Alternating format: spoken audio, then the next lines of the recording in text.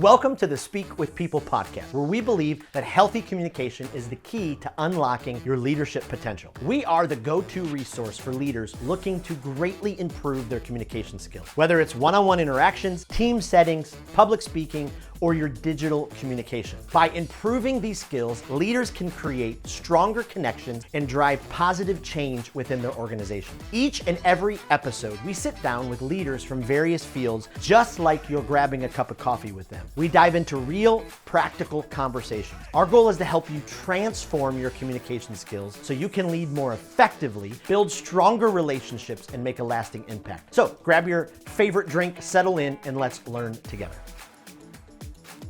Well, how do you build a team culture where trust, high performance, and belonging are at the core?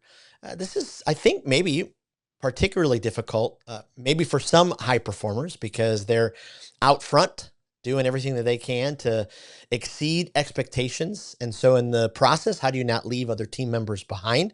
And can you be a part of a team where the talent's there, where it's cultivated and other team members are brought along as well? Or maybe the team is just not clicking, and how do we build that culture of trust where everybody is on it? Well, today we are diving deep into this topic. I am so excited to interview a leader who I've followed for a while.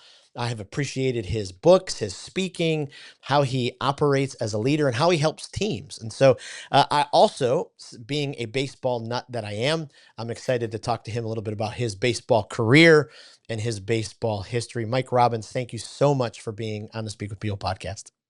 Yeah, thanks for having me.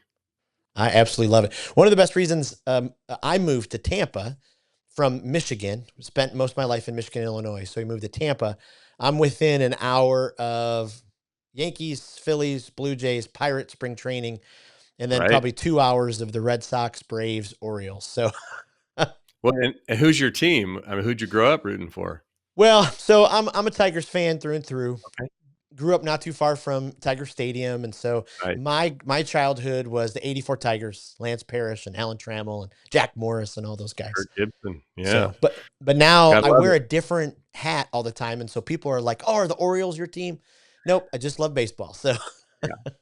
That's great. Well, my college teammate and catcher at Stanford is AJ Hinch, who's the manager of the Detroit Tigers. So I have become a de facto Detroit Tigers fan now since he's had the job. But I grew up rooting.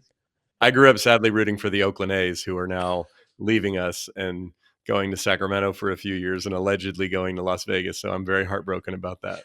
We'll see. Boy, AJ did such a spectacular job. I mean, I was bummed when the Tigers, just a couple more. They're there. Yeah, no, they should be good. And he's definitely, he knows how to develop young talent. And I think they're going to be good for a while. So I'm fired up about the Tigers myself. Oh, that's fantastic. I never got a chance to go out west to an A's game, never been to a Giants game, Dodgers, Padres. So someday it's in the book. So yeah, you make a West Coast swing. I love it. Well, I could talk to you about baseball all episode long. I did have a former major leaguer on, Travis Hafner, played for the Indians back in the day. So that was a lot of fun.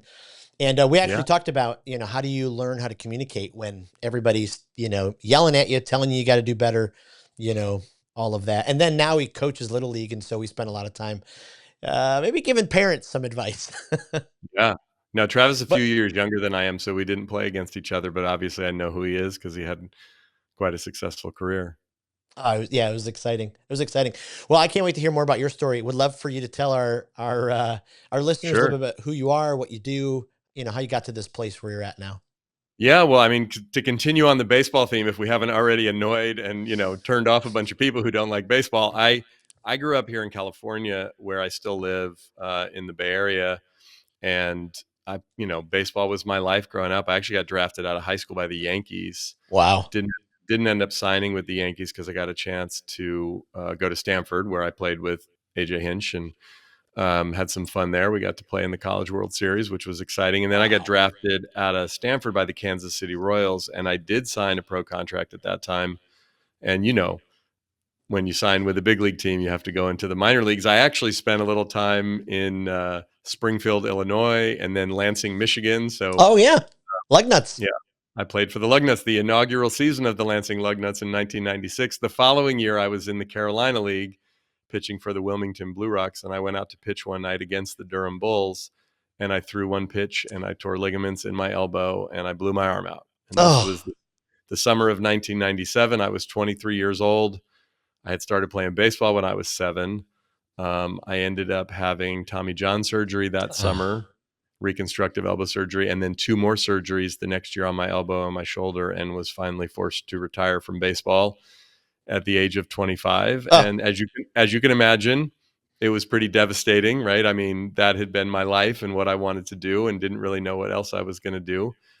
But I moved back home. The dot-com boom was happening here in the San Francisco, Silicon Valley area. I got a job working for an internet company selling advertising, which was kind of weird, but like I had to pay the rent and figure out what I was going to do. And yep.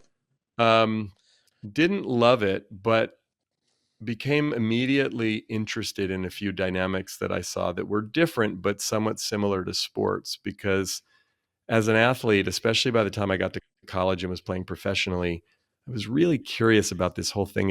It wasn't always the most talented people that were the most successful. Mm, And it didn't seem like, I mean, you obviously needed some talent, but there was something else. And then it wasn't always the most successful people that seemed to be the happiest and the most fulfilled. So I was like, wow. that's interesting. And then on the team and sort of group level, I was like, it's not always the teams that have the best players that necessarily make the best teams. And I had in sports, I was always fascinated with chemistry, and I thought it was a sports thing. And then I got my first job and I was like, oh no, I think it's a human thing. It's all the intangible stuff. So that really got me Wow. curious. And that's really, I only worked for a couple years in the internet world, and the dot-com bubble burst. I lost my job and then met my now wife, who inspired me in lots of ways. And I decided I want to start writing and speaking and coaching and helping people. And this was, almost 25 years ago. So there were no podcasts, there were no blogs, there was no social media, there were no, YouTube videos to make. So I just started on the path of like, can I start coaching and speaking and writing? And that's what I've been doing for the last almost 25 years. Oh my goodness. Yeah, Well, talk about it being a trailblazer. Yeah, I mean today with podcasts and all the opportunities we have to do it online, right. to kind of trailblaze back then. Yeah, must have been quite a journey. Yeah, I mean, it was like you could write an article and hope that it got published in some kind of publication. I mean, the internet existed, right? It wasn't like, Sure. but the internet wasn't anything like it is today. It was really difficult, and publishing online was kind of like an afterthought. You publish something in print, and maybe they had an online version of their newspaper or magazine. But it was really just, I wanted to write a book and hope to get on the news or do TV and radio interviews, or sit on the couch with Oprah if I was so fortunate, which never ended up happening. But that, I would walk into bookstores and just, whether they were, self-help books or even sort of business leadership books, I was like, who are all these people? How do they do that? Like, what's the path to do that? I didn't know. But I was like, I think I'm supposed to do that, and I want to do that. So that's what I set out trying to figure out. Wow. So being on teams all those years, do you think that kind of helped spark some of that fascination you talked about as well when it came to teams? Like, because you Yeah, saw, I mean, it was just a great definitely. example. Definitely. And, I come from a pretty small family. My parents split up when I was 3. My mom and dad were both from the East Coast, but met in San Francisco and settled on the West Coast. And so I always felt like I wanted more kind of family and community. So that kind of drew me, even as a kid, to like, I like team sports because I like playing, but I just like being around people and the energy of that. And then over the years, I just became, I loved so many of my teammates. I was often heartbroken at the end of the season, whether we won or lost, because it was like, oh, all those relationships, all those people, Yep. we do this thing together, and then it would sort of break up, and you'd have to kind of start somewhat newly next year with some of the same guys, but some different ones. And so, yeah, I just found it really interesting and fascinating, even though I was so focused on the game and the outcome and the result and, trying to get to the big leagues. But when it was over, and if you talk to most athletes, by the way, whether they've had tons of success at the professional level or even they just played in, little league or youth league or high school or whatever, usually most athletes miss not the game, not even the competition or the outcome, but the camaraderie of the Mm, team. And, it's sitting around in the locker room on the bus. It's, laughing and joking and being silly with each other. Those are the things that you Yep. tend to miss. I mean, I'm 50 now, and I still like I was in Seattle yesterday for a speaking engagement, had lunch with one of my college teammates who I love, and whenever I get to see those guys, man, it's like we're family. Wow. Wow. Yeah, that's amazing. I actually was in Seattle in September for a speaking engagement and got to go to my first Mariners game. So that was Awesome. that was exciting. I actually was crazy how it worked because they were playing the Rangers, and then a week later I was in Dallas, and I was able to see the Rangers was my first game, and they were playing Seattle, so it was kind of fun Funny. to. Yeah. Those are both So two nice ballparks. yeah, yeah, it was. Oh man, it was amazing. So for the team leaders who are listening, who are going, okay, you know, I'm leading this team of sales. I'm leading this team of accountants, whatever the team is. Is it possible to have that same kind of camaraderie, that same kind of togetherness, off the field and in the workplace? I mean, what have you found when it comes to that? I mean, look, sports and business are different, right? In the sense that um, the goal in sports is really clear: win the game, win the season. However, it's also really hard because there's only one winner in sports, where you can have lots of Mm, winners in business. It's not like at the end of the quarter or the end of the year, one company wins, everyone else is a loser, right? So but the challenge, and also sports can be very internally competitive, not that business can't be. The challenge I think that a lot of leaders have, whether it's a big company and you're managing a team inside of that, or it's a smaller company and you're managing the company, is how do you get people on the same page? How do you get mm, people, all the cliches like rowing in the same direction, pulling the rope to, and that's much more of an art than a science.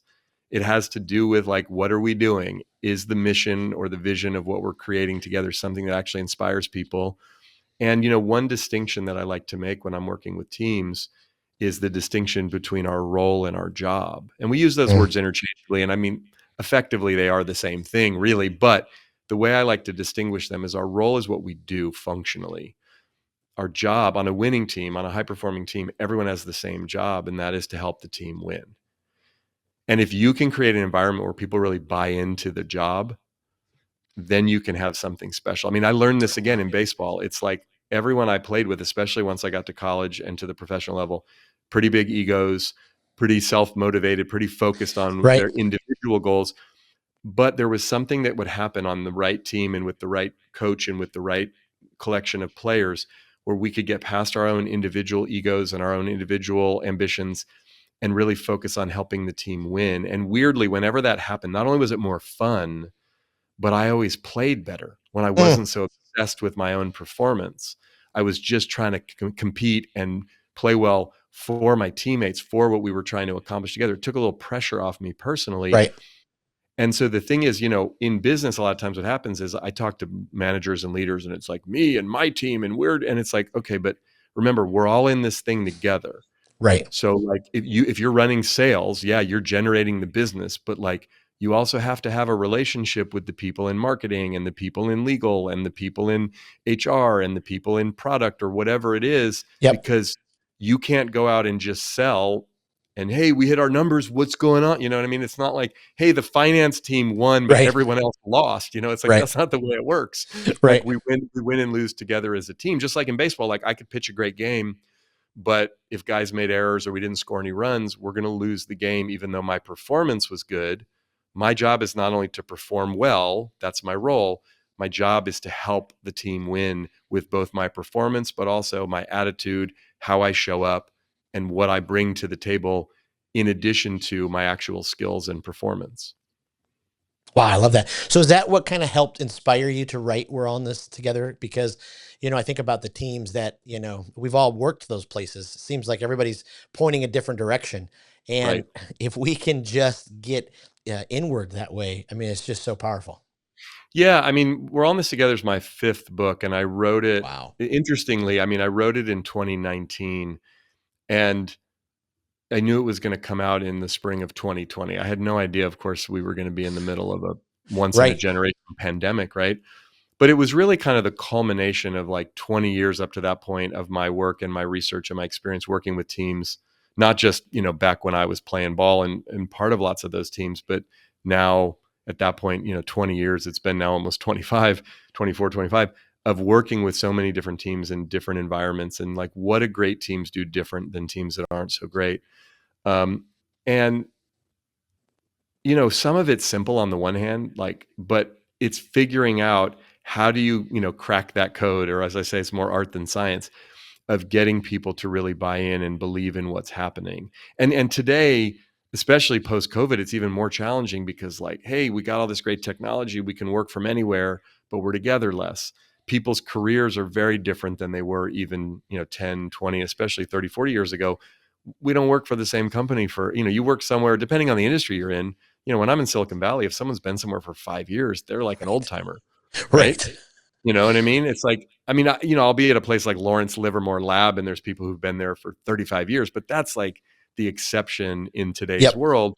So what we have to be able to do is team up quickly, collaborate effectively, and continue to grow and evolve and know that things are going to change. I was speaking to a group at Microsoft last week, and I remember saying to them, and I say this often to especially big tech companies, I was like, you all are great, but it seems like among the many talents that you have as a company, you're professional reorganizers, because big companies are constantly reorging and reorging and Yep. reorging.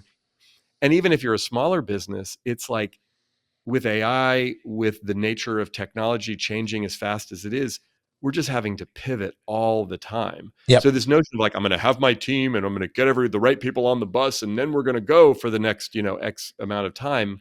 It's not really the way it works. It's a dynamic, fluid process these days. So it's both more challenging than ever, and I think more important than ever, to really be able to collaborate quickly and effectively.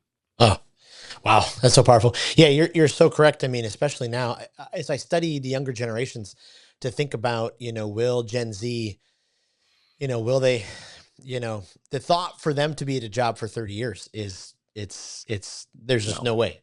Yeah. Uh, it's just not going to happen. I was doing some work with Flagstar Bank, and I was in a room, and it was like, this person's been there 22 years and 38 years and 30 years. That's coming to an end. Yeah.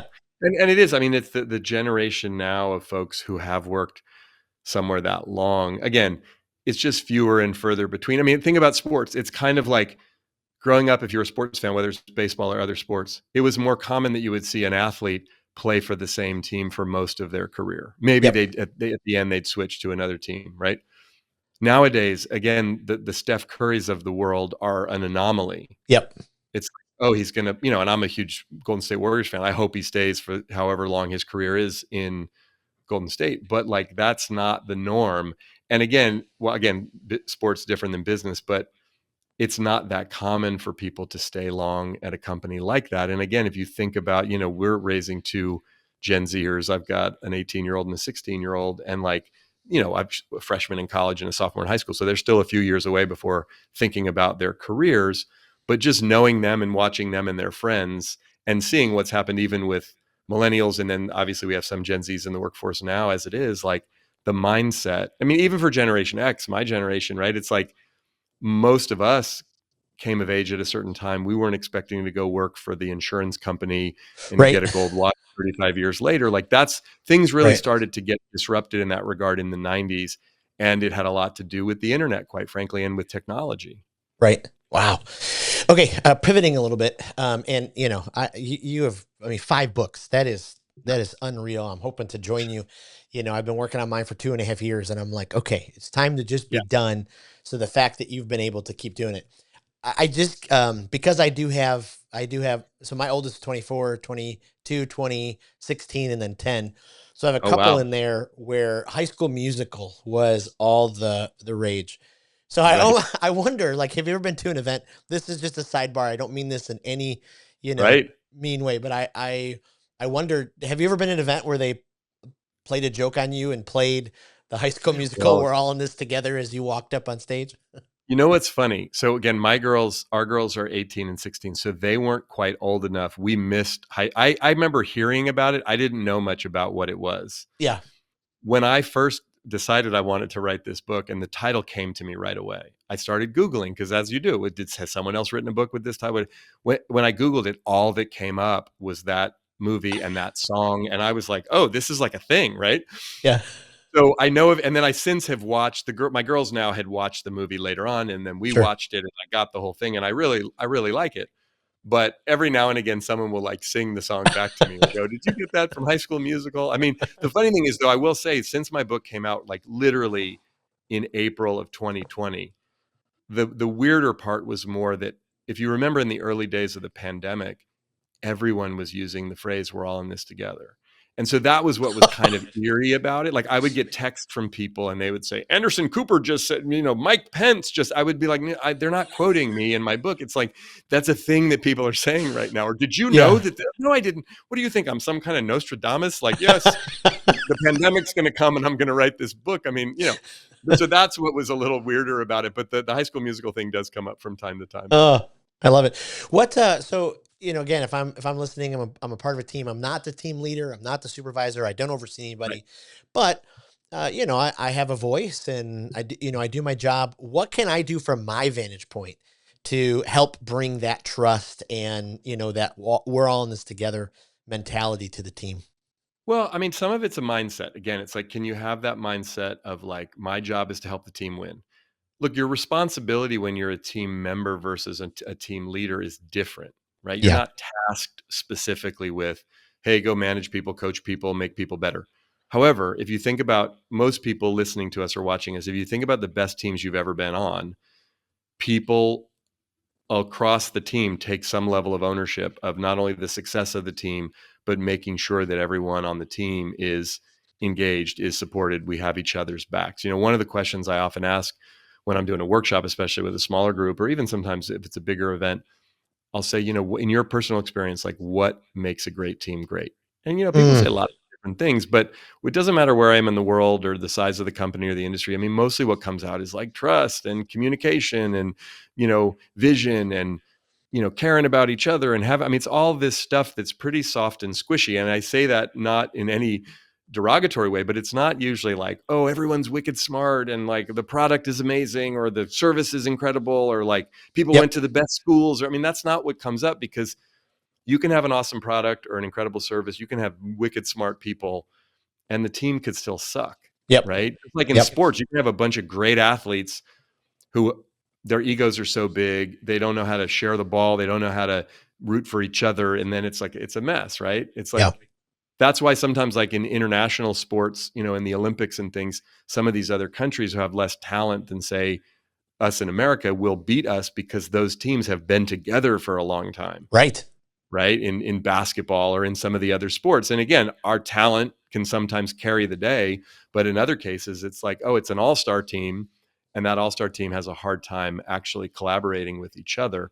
So back to your question in terms of as an individual team member, having that mindset, but a lot of it comes down to what you focus on here on the show and in your work is communication. Yep. How do we communicate with people as opposed to not communicating, or as you talk about, talking at them, or just Yep. thinking our communication is about like what I'm writing or what I'm posting or what I'm sharing or what I'm saying, as opposed to, am I really in relationship with the people on my team? Because a big part of communicating effectively, as you know, is listening Hmm. and actually understanding and having empathy for the people around us. And again, if you're someone who currently is an individual contributor on a team and has desire to be a manager or leader as you move along in your career, now not everybody does, and you don't have to, but if you do, you can also start adopting that mindset of leadership now Wow. before you actually have the role of it. Oh, I love that. It was interesting going back to the Olympics there in a second. You were Mhm. talking, and I remember, maybe when the Olympics were just on, and I was reading an article and they talked about how so many of the teams across the world, their practice and game schedule is flipped than in the U.S. So it's like we Mhm. play, especially in youth sports, like we play all these games and practice this much, but over there they'll Yeah, practice this much and only right, have the games. And the games, it's like all that practice, they they know how to work with each other because that's right. all they've been doing. Yeah, absolutely. I mean, and again, I haven't been as directly involved in sports in a number of years myself, and our neither of our girls got really serious. Our younger one's pretty serious about competitive cheer, which is its own thing. But Yes. I do, but there, I think we're learning at both the youth level and at the professional college and professional level these days about some different things that we can do better, Yeah. both in terms of how we take care of our bodies and our minds, but also what do people actually need. to be successful and effective. And again, if you think about sports, and people listening, you may not be a sports fan, but I do feel like, even though I said earlier, sports is very different than business, and it is, there's also a lot that we can learn from competitive sports. Sure. And it's one of the things that, I mean, I've been a big sports fan my entire life, but I love watching it. Yeah, because I have my teams I root for and the sports I enjoy. But I actually like watching the whole human drama of it and the whole Mm, dynamic of it, because it is real time teamwork, competition, success, failure in a public way with very talented people, where the stakes aren't like the highest in the sense of it's not life or death, but like the attention is really high, the money is really a lot these days. And so, and we don't, I mean, unlike going to a concert or a theater production or a movie, I mean, you could like the concert or not, or like the movie or not, but with sports, we don't know what's going to happen. It's right. literally every single time is like, no idea. And if you're, like a baseball fan, gosh, the best baseball teams every year lose like 60, 65 games. That's a lot of Right. losing for the best team. Right. And the one who lost in the World Series spent $1 billion to Oh, to still lose. So I um, know. going back, you're talking about how our teams, we've got to be able to communicate, we've got to be able to listen, to have Yep. empathy. What just amazes me working with teams so often is we communicate all the time. It's how teams operate, but we allow some communication misbehaviors, or communication delinquencies to continue on in our teams, where team members don't know what's happening, or Right. conflict came up. What recommendations do you have for teams who continue to allow some of that same communication mistakes to happen, and what would happen if they get on the other side of it, deal with it, so then they could Right. actually experience some success? Well, I mean, I think it's important to acknowledge that, communication breakdowns happen all the time. And that's Hmm. part of life. That's part of relationships. That's part of teams. And the funny thing is, again, nowadays, we have more platforms and tools for communication than ever. And it seems to me like communication can be more challenging than ever. And it's not that, because we're also inundated with so much communication that it's like, well, I can't check it all. I can't keep up with all the emails and the Slack messages and the Teams messages and the this and the that and right. And even just personally, like our phones are all blowing up all day, every day. So I think there's a way in which everyone has to figure out for themselves, how do I sort through all of the volume of communication coming at me? And, for teams that can streamline it. And there are some teams I work with, that whatever platform, and there's no perfect platform, but they utilize Slack as an example, and people really engage in it, and they're mindful of it but that said, it's still important to figure out, how do we communicate with each other in real time, Mm, ideally in person if we can from time to time. And if we can't be in person, can we be on, virtually with one another? We don't really talk on the telephone anymore like we used to, but we can talk on Zoom or on Teams. And doing that, again, figuring out the cadence that is necessary for us as individuals or as leaders, and for the team that we're a part of, because there's no like one right way to do it. You just have to kind of customize it and tailor it for the people you're actually working with, the work you're actually doing. And the other thing I would say, I mean, you mentioned conflict. I'm a big believer that in most relationships, in most teams, there's either tension or there's conflict. mm, And we think of conflict as this negative thing, and most of us don't particularly like conflict. It's just necessary. We want yeah. healthy, productive conflict. We want to talk about, great teams talk to each other, not about each other. We bring stuff up sooner rather than later, because the avoiding of the uncomfortable conversation, which we all do in life, usually doesn't bode well down the road. It doesn't just magically go away on its own because we don't talk about it, Wow. you know? Absolutely. I mean, we hope it does, right? We're like, Right. if I just ignore it, if I just ignore the fact that they said that again in front of everybody, they threw me under the Right. bus, it will just go away. Yeah. Well, and there's something that I often talk about when I speak, and this is one of the pillars in my book, We're All in This Together. But years ago, a mentor of mine said this thing to me that I never forgot. He said, Mike, you know what stands between you and the kind of relationships you really want to have with people? And I said, what's that? He said, it's usually a 10-minute sweaty palm conversation you're too afraid to have. Wow. He said, if you get good at those 10-minute sweaty palm conversations, you'll have fantastic relationships. You'll build trust. You'll resolve conflicts. You'll talk about the elephant in the room. You'll give feedback. You'll get feedback. He said, but if you do like most of us and you avoid them, because, look, they can be uncomfortable. They can get messy. They can take longer than 10 minutes. People can get upset. Sometimes it gets worse before it gets better. It's Yes. Yeah. understandable why we avoid them. He's like, but if you get good at them to the point where you're not so afraid to lean in and have them, and you learn how to have them sooner rather than later, it's really going to benefit you, your relationships, your life, your career. And look, he was right. And, Mm. even at 50 years old and having done this work for so many years and coached lots of people, in those moments, like, they're vulnerable and uncomfortable conversations to have. So, like, it's easier for me to talk about having them than actually having them, because, they don't always go well. But if we can train ourselves and challenge ourselves to have those conversations and create an environment on our teams where it's like, hey, we don't want people yelling and screaming at each other. We don't want lots of unnecessary, but sometimes it's going to get a little messy. It's going to get a little uncomfortable. We're going to get a little pissed at each other. We're going to Yep. disagree. That's okay. And back to, and I know I'm going on this, but back to my time as an athlete, one of the things that I did learn that I'm grateful for as an athlete was, like, in the moment, in the game, sometimes you just have to say something. Mm. Even more so in a sport like basketball than baseball. One of my favorite things to do when I can watch a basketball game up close, you watch on the court, they are barking at each other and giving lots of feedback in real time Yep. all game, because they have to. It's like, go over there, do this, you know what I mean? And it's not mean and disrespectful. It's like, we want to win. So we can't be like wishy-washy about saying what needs to happen. And you want to do it respectfully, of course. You don't want to show someone up and scream in their face necessarily. But you can't win in a game like that if we're not constantly giving feedback. Wow. And to have that feedback culture, that place where you can have those open conversations. I mean, you think about all the time we lose, just worried about the fear of what could go wrong. Right. What if this happens? What if that happens? And then we avoid them in the office, and then I know. it's just powerful. Well, and most of us, like, we've all had the experience of avoiding a conversation for a long time. Things escalating. We finally have it.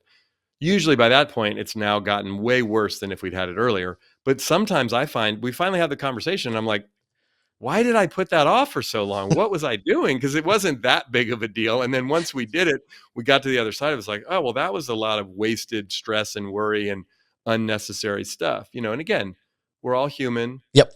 And that's the thing. We got to have some, grace and compassion for ourselves. And, again, communicating is hard. People communicate very differently. My wife and I have been together for almost 25 years. Wow. We communicate so differently, like night and day. The first time I ever went to my wife's grandmother's house years ago, her grandmother since passed away, but she was like the matriarch of the family. I go there to meet the whole family, and we've been dating for a couple months, and now I'm going to meet everyone. I'm excited. I'm nervous. I want to make a good impression. Have a very nice dinner at grandma's house with my wife's dad and aunt and uncle and her brother and a few other cousin. And we're leaving. We get in the car to drive back to San Francisco, where we were living at the time. And I'm, wanting to get a little feedback, like, how did I do? And Michelle was like, well, how did you think that it went? I was like, what? I thought it went well. But I mean, your family seems nice, but I noticed they didn't talk a lot. She said, I know, because you talked the whole time. And I was like, what? And she goes, in my family, we don't interrupt. And I was like, oh, that's weird. In my family, if you don't interrupt, you don't get to say anything. Right. So I just kept talking because I was kind of nervous. They seemed like they were interested in what I was saying. So I just kept going. I didn't know I was supposed to pause and give them time to respond. Like, what the Yep. hell? So anyway, I had to learn. And I still, 25 years later, I have to remember that Yep. about not only my in-laws, but my wife too. It's like, oh yeah, she needs more of an invitation and more space on my part, whereas I just tend to take up a lot of space. Right. Some of that's literally just we have different personalities and we grew up in different families. Oh, so good. I was at a company recently, and everybody's cube or door had their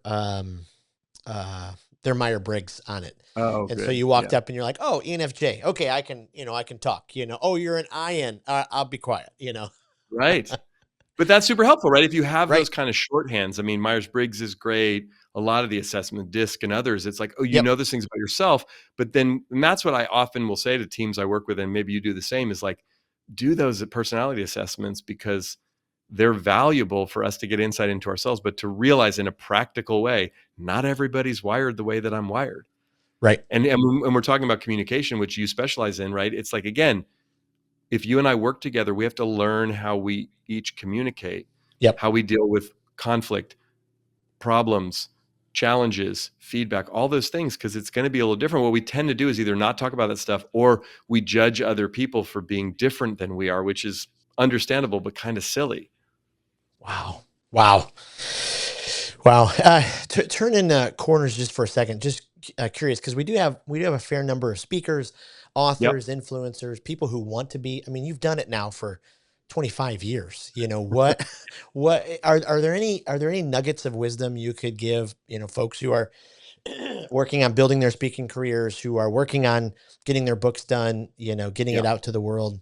I mean, with that type of longevity, I know you could write a book on it, but are there some Yeah. nuggets?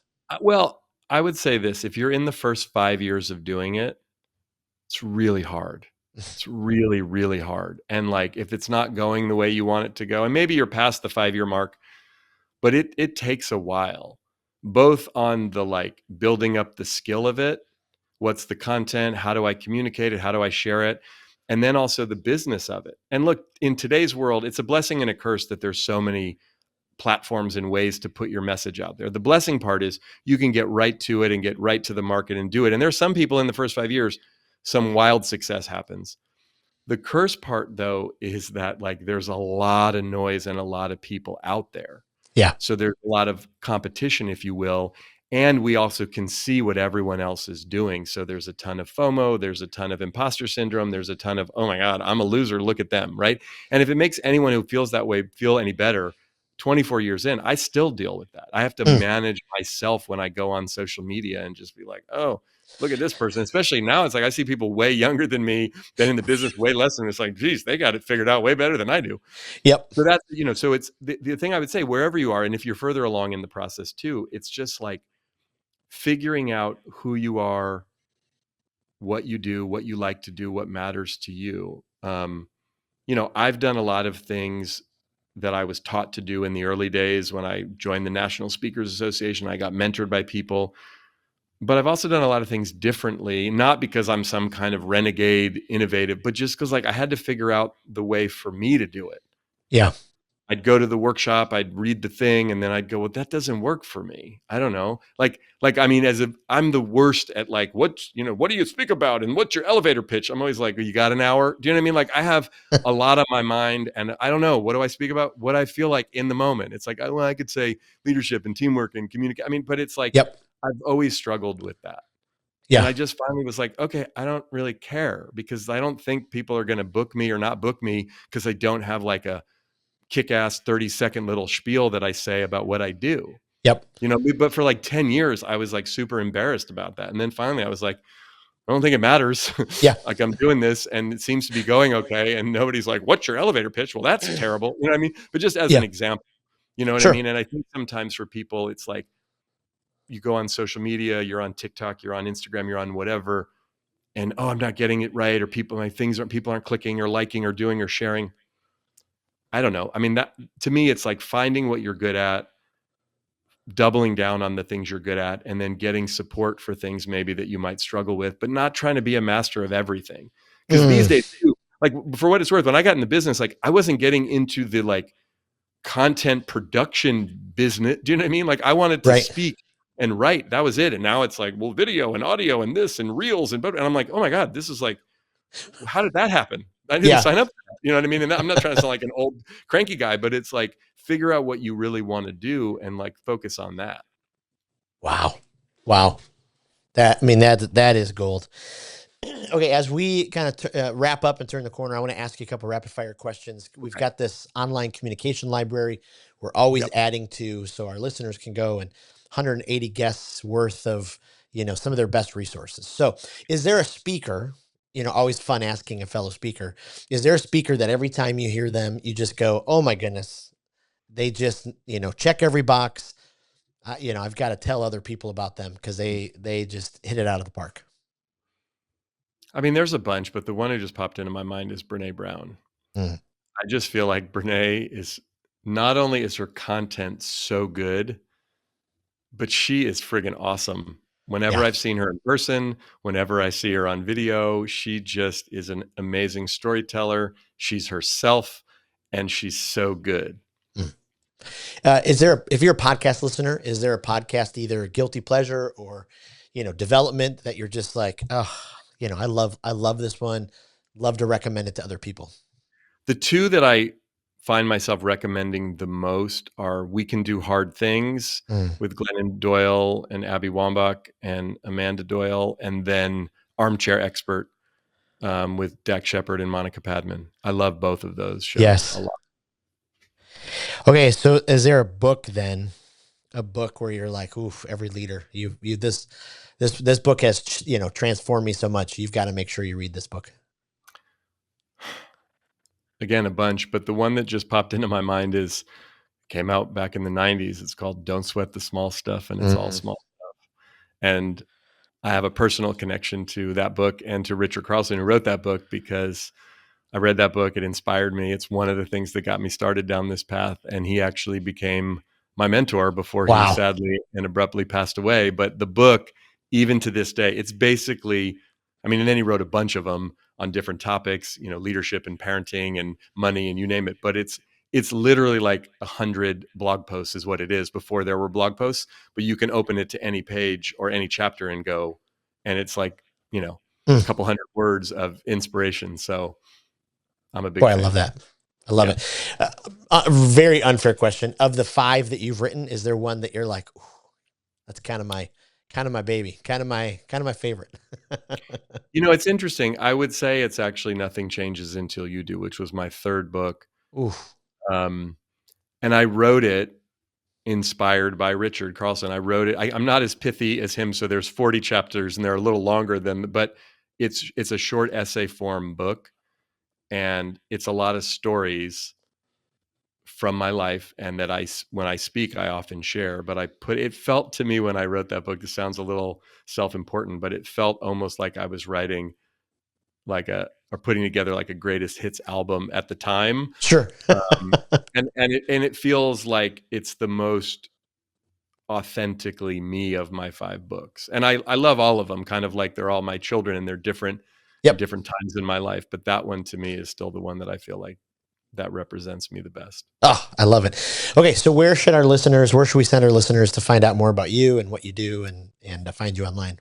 Best place to do that is just at our website, which is mike-robbins.com. It's just MIKE-ROBBINS.com. And there's links there to all kinds of stuff, and the podcast and social and TED Talks and books and all the stuff.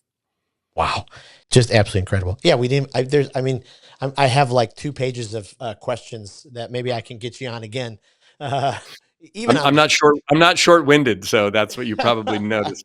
As your well, listeners, don't always necessarily do as I do, but I like to talk. no, I love it. Even thinking, I got so many questions for you from the speaking standpoint, the business standpoint, the, TED. There's just so much. It's just Yeah, incredible. So appreciate happy you. to chat again. Let me know. Bring me back on. We can have another conversation. Then we can even do a separate baseball one. We'll take a deep dive there. Now we're talking. I love it. Well, this has been fantastic. I took pages of notes. Thank you so much for freely sharing. Can't wait to put your books in our Speak with People Facebook group. Listeners, if you are not a part of that group yet, make sure you go and be a part of it. Every day, we're just encouraging each other, because we are in this together, how we can grow as communicators, how we can grow as leaders. Thank you again for being on the Speak with People podcast. Thanks for having me. Thank you for listening to the Speak with People podcast, where we believe that healthy communication is the key to unlocking your leadership potential. Thank you for leaving a review on Apple Podcasts or Spotify. And thank you for every like and every comment. Every single time you cut and copy a link and send it to a coworker or a friend, it absolutely means the world, and it helps each other transform our communication skills. Lastly, don't forget about a great resource that's available to you: our communication skills library. At the end of every episode, we ask each guest their favorite speaker, their favorite podcast, their favorite book, and we've compiled all of those resources together to give you an amazing library to continue your growth and development. Thank you again for being a listener and for being a part of the Speak with People community.